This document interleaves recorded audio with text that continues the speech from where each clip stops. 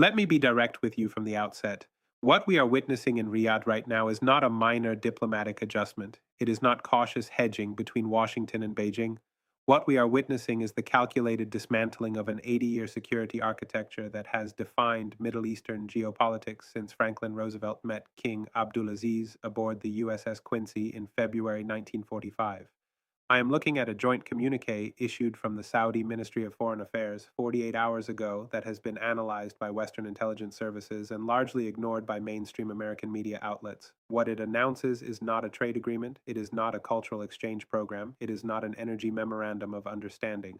What it announces is Saudi Arabia's formal accession to the Shanghai Cooperation Organization as a dialogue partner with an explicit pathway to full membership, simultaneous expansion of the China Saudi Comprehensive Strategic Partnership to include joint military exercises in the Red Sea, and the establishment of a Chinese naval logistics facility in Ras Tanura within 18 months. In the next 20 minutes, I am going to walk you through exactly why this represents the most significant geopolitical realignment in the Middle East since the Iranian Revolution, why American policymakers saw this coming and failed to prevent it, and why the consequences are already appearing in your fuel costs, your retirement portfolio, and the strategic calculations being made in Tel Aviv, Tehran, and Ankara right now.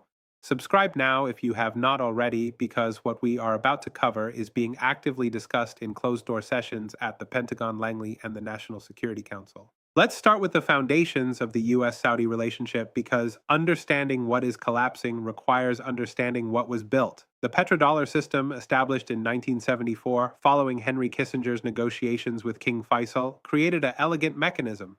Saudi Arabia would price all oil exports exclusively in US dollars and reinvest surplus revenues in US Treasury securities. In exchange, the United States would provide security guarantees, advanced weaponry, and diplomatic protection at the United Nations. For 5 decades, this arrangement has been the invisible architecture supporting American financial hegemony. The numbers matter here. Saudi Arabia currently holds approximately $124 billion in U.S. Treasury securities, down from $184 billion in 2020. That $60 billion reduction is not accounting error, it is strategic reallocation. According to Bloomberg's tracking of central bank reserve movements, Saudi Arabia has been systematically diversifying into Chinese yuan-denominated bonds, gold reserves, and equity stakes in Chinese technology firms.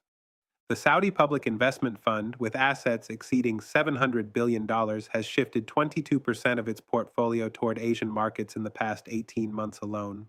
General Michael Kurilla, commander of U.S. Central Command, testified before the Senate Armed Services Committee in March 2025 and stated explicitly that Saudi Arabia has reduced intelligence sharing with American counterparts by approximately 40% since 2023.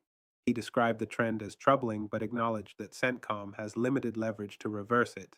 The candor was remarkable. American military leadership is publicly admitting they are losing access to one of the most critical intelligence partnerships in the region. Subscribe if you are watching this and realizing you are not getting this level of analysis anywhere else. Now, let's talk about what China actually offered that the United States either could not or would not provide. Announcement number 1, the Huawei 5G network infrastructure deal. And this one matters more than anything else because it represents technological sovereignty that the United States explicitly tried to prevent. In August 2024, Saudi Arabia signed a $12 billion contract with Huawei Technologies to build nationwide 5G infrastructure across all major cities and industrial zones, including critical oil facilities in the eastern province. The contract includes not just hardware installation, but technology transfer agreements, training programs for Saudi engineers, and joint research and development facilities in Riyadh focused on artificial intelligence applications for resource management. The deal was finalized despite direct pressure from the Biden administration, which threatened to restrict certain weapons sales if Riyadh proceeded. According to reporting by the Financial Times and confirmed by sources within the Saudi Ministry of Communications and Information Technology, American officials presented Crown Prince Mohammed bin Salman with what they characterized as a binary choice: Huawei or F-35s. The Crown Prince chose Huawei. He then negotiated an alternative fighter jet package with China's Chengdu Aircraft Corporation for J-10C fighters, along with Chinese-made Winglong 2 armed drones already deployed by Saudi forces in Yemen.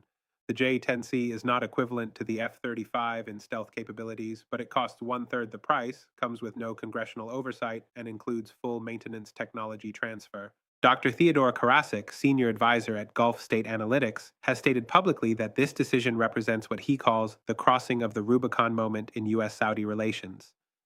The phrase is not hyperbolic. For 70 years, American weapons systems created technical dependence. Saudi pilots flew American aircraft, Saudi air defense operated American radar, Saudi naval vessels were maintained by American contractors. Every weapons platform was a relationship anchor. China is now offering the same capabilities with one critical difference: no political conditions, no human rights lectures, no congressional subcommittees questioning arms sales after every controversial incident. Saudi Arabia currently operates a military that is 73% American made by equipment value. Within 5 years, if current procurement trends continue, that figure could drop below 50%. That number matters because it represents the erosion of the most powerful form of leverage Washington has ever possessed in the region. Received. That is announcement number one. Announcement number two, the UN-denominated oil contracts. This is the part that the U.S. Treasury Department has confirmed and is actively trying to contain. In March 2025, Saudi Aramco executed its first long-term crude oil supply contract priced entirely in Chinese yuan with China Petroleum and Chemical Corporation. The contract spans 3 years and covers 650,000 barrels per day, representing approximately 5% of total Saudi crude exports. The oil is paid for in yuan, which Saudi Arabia then uses to purchase Chinese goods, invest in Chinese financial instruments, or hold in yuan reserves at the Saudi central bank. The US dollar is removed from the transaction entirely. This is not a symbolic gesture. It is not experimental hedging. 650,000 barrels per day at current prices represents roughly $58 million in daily transactions flowing outside the dollar system. Multiply that across 3 years, and you are looking at $63 billion in trade that no longer supports demand for U.S. currency. Goldman Sachs published an analysis in April 2025, estimating that if other Gulf states follow Saudi Arabia's model, and if the percentage of UN-denominated contracts grows to 25% of total Gulf oil exports, the structural demand for dollars would decline by approximately $400 billion annually. Stay with me because this is where the narrative completely changes and where the implications for American monetary policy become impossible to ignore. The petrodollar system has allowed the United States to run continuous trade deficits and accumulate $35 trillion in national debt because global demand for dollars remains structurally high. Countries need dollars to buy oil. They hold dollars as reserves. They price commodities in dollars. This creates automatic demand for U.S. Treasury securities, keeping American borrowing costs artificially low. If that demand erodes, even incrementally, interest rates rise, borrowing costs for the U.S. government increase, and the fiscal space for deficit spending contracts. The Congressional Budget Office projected in February 2025 that every 50 basis point increase in long-term interest rates adds approximately $1 trillion to federal borrowing costs over a decade. The Saudi pivot toward yuan pricing is one of several factors now putting upward pressure on those rates. The bond market has noticed. The yield on 10-year Treasury notes has climbed 73 basis points since January 2025, the steepest sustained increase outside of a recession in 15 years. Announcement number three, and this one almost nobody in the mainstream media is connecting correctly. Saudi Arabia has quietly withdrawn from active participation in the U.S.-led Middle East Strategic Alliance, the proposed NATO-style collective defense framework that was supposed to formalize Arab-Israeli security cooperation against Iran. According to Reuters and confirmed by diplomats from 3 Gulf states speaking on background, Saudi Arabia informed U.S. officials in January 2025 that it would not commit military forces to joint exercises under MESA frameworks and would not integrate its air defense systems with the proposed regional command structure based in Abu Dhabi. The reason Riyadh provided, according to leaked diplomatic cables published by Middle East Eye, is that Saudi Arabia is pursuing independent security arrangements that do not require automatic alignment with U.S. strategic priorities in the event of conflict with Iran. What are those independent security arrangements? On April 8, 2025, China's Defense Minister Dong Jun visited Riyadh and signed a memorandum of understanding committing the People's Liberation Army Navy to conduct joint naval exercises with Saudi naval forces in the Red Sea in October 2025. The exercises will focus on anti-piracy operations, maritime security, and what the Chinese Ministry of Defense described as protection of critical energy infrastructure. That final phrase is the key. China is offering to protect Saudi oil shipments through the Bab el Mandeb Strait and the Red Sea, routes that the U.S. Fifth Fleet has guaranteed for decades. The reason Saudi Arabia can withdraw from American security architecture without suffering immediate consequences is the same reason every Gulf state is quietly recalibrating. China is now the largest trading partner for every single nation in the Gulf Cooperation Council. It is the largest consumer of their oil. It is the largest investor in their infrastructure. And increasingly, it is willing to provide the security guarantees that make economic dependence politically sustainable. Received. That is announcement number 3. Now, let's talk about what is really happening behind the headlines because there are two stories playing out simultaneously, and the mainstream media is only covering one of them. The first story is the one you see on CNN and Fox News. Saudi Arabia is hedging. Mohammed bin Salman is playing Washington and Beijing against each other to maximize leverage. This is normal great power competition. The US Saudi relationship has survived worse tensions. Remember the 1973 oil embargo.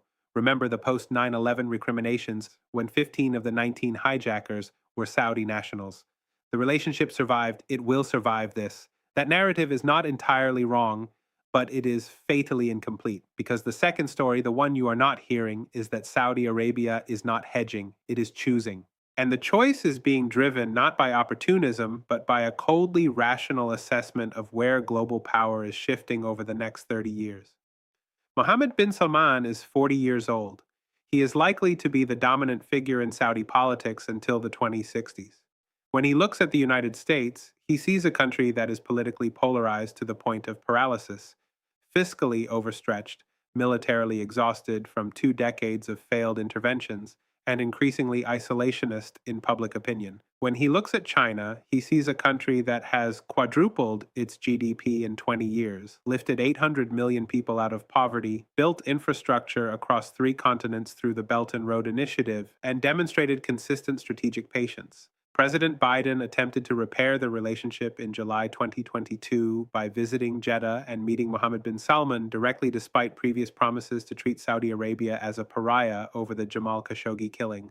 The visit produced warm photo opportunities and joint statements about renewed partnership. It did not produce a single significant policy change from Riyadh. Saudi Arabia did not increase oil production to lower global prices before the midterm elections, despite explicit American requests. It did not freeze normalization talks with Iran. It did not abandon the Huawei contracts. Think carefully about what this represents. When the President of the United States personally flies to Riyadh to request cooperation, and the host government listens politely and then proceeds exactly as planned, that is not ambiguity. That is not diplomatic nuance. That is a verdict. The European Union faced a similar moment of clarity in February 2025 when France, Germany, and Italy jointly announced they would not support U.S. sanctions targeting Chinese firms involved in Saudi infrastructure projects.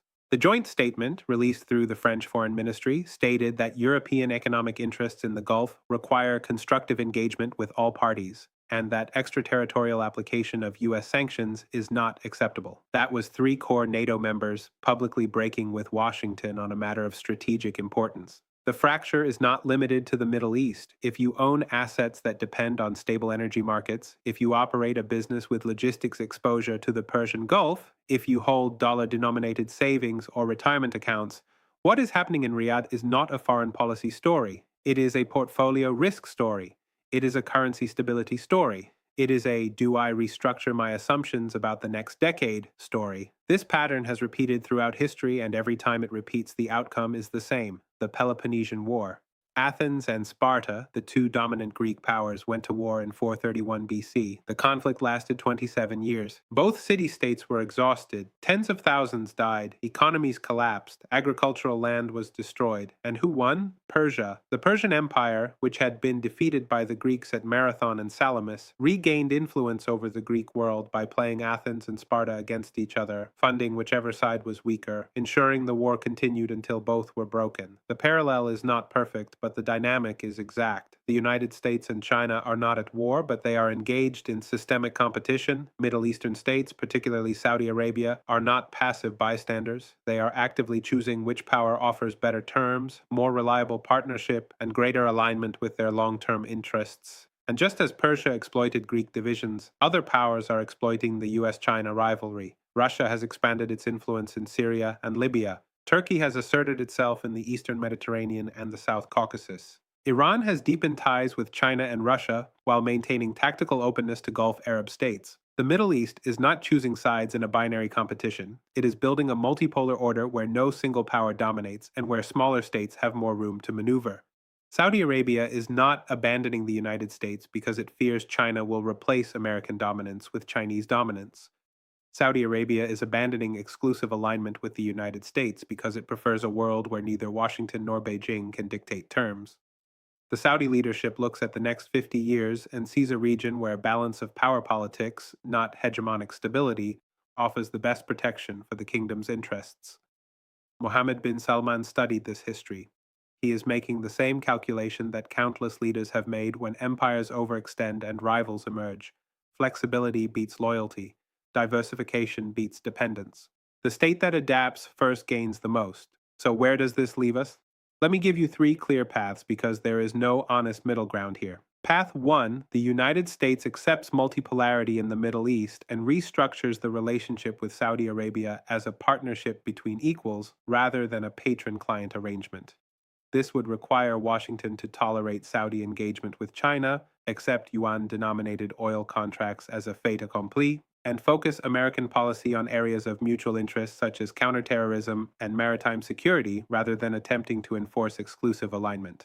The Biden administration would need to publicly walk back demands for human rights conditionality, end criticism of Saudi domestic policy, and offer concrete security commitments that do not require congressional approval. The likelihood of this path is low. American domestic politics, particularly progressive Democrats in Congress and human rights advocacy organizations, make unconditional support for Saudi Arabia politically toxic. The structural incentive for American politicians is to criticize Riyadh, not accommodate it. Unless there is a dramatic shift in how Washington calibrates values and interests, Path 1 remains rhetorical rather than actionable. Path 2, the United States attempts to punish Saudi Arabia through economic pressure, weapon sales restrictions, and support for regional rivals. This could include freezing certain arms contracts, ending intelligence sharing, reducing diplomatic engagement, and tacitly supporting Iranian or Turkish challenges to Saudi interests in Yemen, the Gulf, or the Levant. The goal would be to demonstrate that abandoning American partnership carries costs that outweigh the benefits of Chinese engagement.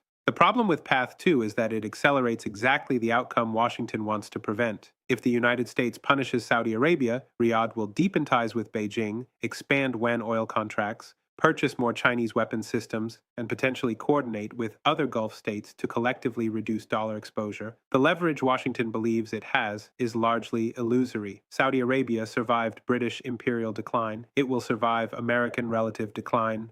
Punishment strategies assume dependence. That dependence no longer exists. Path 3, and this is the one I think we are already on, is managed deterioration.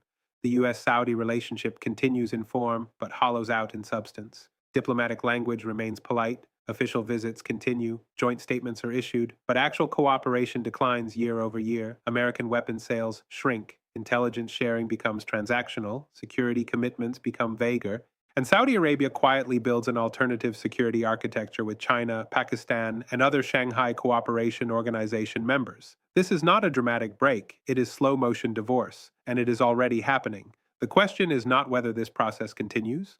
The question is how quickly it accelerates, and whether American policymakers recognize the shift in time to adapt strategy, or whether they continue operating on assumptions that no longer reflect reality on the ground. Here are the questions I want you to take away.